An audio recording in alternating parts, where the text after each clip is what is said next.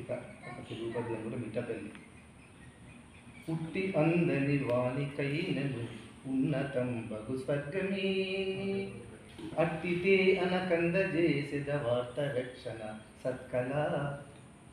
పుట్టు పుట్టుక ధన్యమైచన పుట్టు మోద మహాబ్దిచే, మిట్టపల్లి సుచంద్రమౌళిని మించి నిందించెదన్.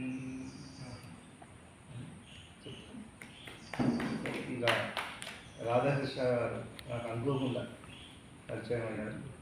కరోనా సమయం కన్నా ముందే అట్లా పరిచయం అయిన తర్వాత వారు కూడా నన్ను భక్తి సాధనలో జాయిన్ చేశారు. వారి ప్రేరణతో నేను శతాంశ పూర్ణం చేయమన్నారు. సమయం 2-3 రోజులు కూడా ఇచ్చారు. అయితే నేను కూడా అది అవధానం లాగానే చేశాను. అంతే వేగంతో ఒక 2-3 గంటలలో అలా శతాంశ పూర్ణాలు, అర్ధ శతాంశ పూర్ణాలు, అనేక అష్టాంశ పూర్ణాలు చేశారు. కాబట్టి ఇక్కడ ప్రత్యక్ష కరోనా ముందే 2020 ఫిబ్రవరిలో అనుకుంటా అవధాన సప్తకం పెడితే శివరాత్రి ఉంది, అది ఆకాశం. ఆ తర్వాత కరోనా అనుకోండి. అలా ఆ తర్వాత అనుకోకుండా శతావధానము మనకు చేపియాలని అనుకున్నారు. అంటే నేను వరంగల్లో అనుకున్నాం, కానీ అప్పుడు కూడా ఇలానే అయిపోయింది. అనుకోకుండా అది కూడా సంకల్పం ఎలాంటిదంటే, అంజన్ ఎందుకో ఫోన్ చేసిండు. చేసిన తర్వాత ఇట్లా నేను ఒక తప్పుడు అనుకున్నాను అన్న, ఇప్పుడు చేస్తాను అంటే ఏమో అన్న చెయ్యాలని, ఏమో కాదు నువ్వు చెయ్యాలి అని ఎమ్మడే అన్న తర్వాత ఇక నేను కూడా నాకు చాలా ప్రేరేపించింది. తమ్ముడు మరి ధారణ చేసుకుంటున్నావు అంటే, నేను ఒకటే ప్రణాళిక వేసుకున్నాను. అందరూ ఒక్కొక్క పాదం చెప్తారు కదా, ఒక్కొక్క పాదం చాలా సులువు, చాలాసార్లు నెంబర్ ఆఫ్ టైం రివిజన్ చేయొచ్చు. 4 పాదాలు చెప్పి ధారణ చేయడం కష్టం ఎవరికైనా సరే. మనకు ఆశలు గుర్తుంటాయి, నేను ఆశలు గుర్తుంటాను. అట్లా నేను ఇంటి దగ్గర సెషన్ పోవాలి, 4 నిమిషాలకు ఒక పద్యాన్ని పెట్టుకున్నాను. కన్నిశంకర్ గారిని అడిగాను, నాకు ఒక 45 సంవత్సరాలు పంపి దత్తాత్రేయుడు పంపి ప్రాక్టీస్ చేసుకుంటాను. ఆయన పంపించిండు. నేను వాటిని సీరియస్గా, సరే నేను ప్రాక్టీస్ చేశాను, ఇంతమంది ఆత్మీయులు కాబట్టి చెప్తున్నా, నేను శ్రీకృష్ణుని ధ్యానించి అప్పుడు ఏదో ఒక అలౌకికమైన తేజస్సు నాలో ప్రవేశించినట్లయితే, ఇది వాస్తవం, ఇది భ్రమ కాదు, మతి విభ్రమము కాదు. ఎందుకంటే శతావధానం చేయాలి. అప్పటి నుంచి నాకు ఇంత వారం ముందు నుంచే నేను చాలా తేలికగా అయిపోతున్నాను. నేను పుట్టాను ధ్యానం ఏదో ఒక వెలుగు. నేను అంతకుముందు ధ్యానం ప్రాక్టీస్ చేస్తే దృష్టి మధ్యలో ఒక చైతన్య శక్తి ఉంది అని నాకు తెలుసు, అనుభూతి అవుతుంది. ఇంకా ఎక్కువ ప్రకాశిస్తుంది, అసలు అలసట లేదు, ఏది లేదు, శరీరం అంతా తేలిక తేలిక తేలిక తేలిక అయిపోతుంది.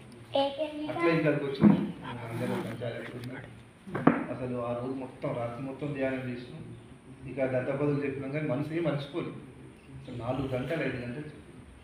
ఆ తర్వాత రాత్రి ఎందుకో కొంచెం, అంటే ఇప్పుడు మనకి ఎట్లా అంటే ఒక లాడ్జీలు ఉన్నాం, అది అంతా మంచి పవిత్రమైన ప్రదేశం. ఇలాంటి అవధానాలు చేసేటప్పుడు వాస్తవంగా ఒక సపరేట్ పవిత్రమైన శుచి ఉన్న ప్లేస్ ఉండాలి, లేదంటే మనసు మీద తీవ్ర ప్రభావం ఉంటుంది. ఆ రోజు మరునాడు నేను చేస్తానా చేయను అనుకున్నాను. విపరీతమైన తలనొప్పి, జ్వరం.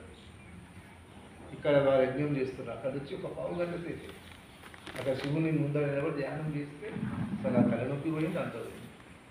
అయితే విశేషం ఏంటంటే, ఒకటే రోజు ఎవరైనా 75 పాదాలే చెప్తారు, మొదటి పాదాలు చెప్తారు అంతే. మా అంటే ఒక 5వ పదం ఆశలు చెప్తారు. నేను దత్తపదులు 2 పాదాలు చెప్పిన, 25 పద్యాలు 50. సమస్యలు 2 ఎందుకని మొత్తం పూజించిన. వాళ్ళు ఎట్లా ఒక పాదం ఇస్తారు కదా, అది మొత్తం అంటే అది 25 నుండి 75 పద్యాలు. తర్వాత ఈవినింగ్ మళ్ళీ వర్ణాలు 25 నుండి 50, అలా 175 పద్యాలు చెప్పి పాదాలు చెప్పి తెల్లాలి. అట్లా మనం చేసి సరే అట్లా ఇక్కడ మరి ఒక అద్భుతమైన శక్తి. అంటే మనకు మంది జనాలు ఆడంబరాలు కాదు, భగవంతునికి కావాల్సిన భక్తి మాత్రమే చూస్తారు. అటువంటి భక్తితో ఇక్కడ అలాంటి మంచి ప్రదేశం, ఒక అద్భుతమైన శక్తి ఇక్కడ ఉన్నది. శివానుగ్రహం ఇక్కడ ఎవ్వరు, ఇది నిజం, భక్తితో సేవ చేస్తే చాలా ఫలితం కలుగుతుంది. మీరు జ్యోతిర్లింగాలన్నా ఏవైనా అంత తక్కువ శక్తి మాత్రం ఇక్కడ లేదు. కాబట్టి ఆ లలిత చంద్రమౌళీశ్వర సాహిత్య కార్యక్రమాలు చేశారు. నాకు బండారి వారు కూడా చెప్పారు, నిన్న మార్నింగ్ స్కూల్కి వెళ్తుంటే ఫోన్ చేసింది, ఇట్లా అనుకుంటున్నాం అంటే అయ్యో చాలా సంతోషం, నేను వస్తాను. నైట్ అన్న గారికి ఫోన్ చేసిన. వచ్చిన చాలా సంతోషం. మీ అందరి సమస్యలు మీ ఆత్మీయ ఆదరణ అని మీలో నేను ఒక బంధువులాగా ఇక్కడే నేను నాకు చాలా సంతోషం. నేను నల్గొండలో మా జిల్లాలో అందరూ మేమే చేపిస్తా ఉన్నది సమయం ఉంటుంది. సరే మన ప్రాంతీయ భేదాలు ఈ భూమి అంతా మనదే, మన సనాతన ధర్మం మనకు ఎవరు పరాయి వాడలేదు. అందువల్ల శివుడు అంటేనే కాబట్టి ఎక్కడో ఒకసారి చేసినాం. మీతో ఉన్న ఈ అనుబంధానికి మాత్రం చాలా సంతోషం. ముందు పండగాల కృష్ణ గారు మాత్రం ఆయన సంకల్పం ఏదో తెలియదు అనుకున్నాడంటే పనులు చక్కచక్క అయిపోతాయి. అలా నిర్విఘ్నంగా అన్ని జరుగుతుంది. మళ్ళీ అవకాశం ఉంటే కూడా శతావధానం కానీ దిశకాలు సకల నుంచి కూడా చేసే అదృష్టం రావాలని స్వామిని ప్రార్థిస్తున్నాను. అంతకన్నా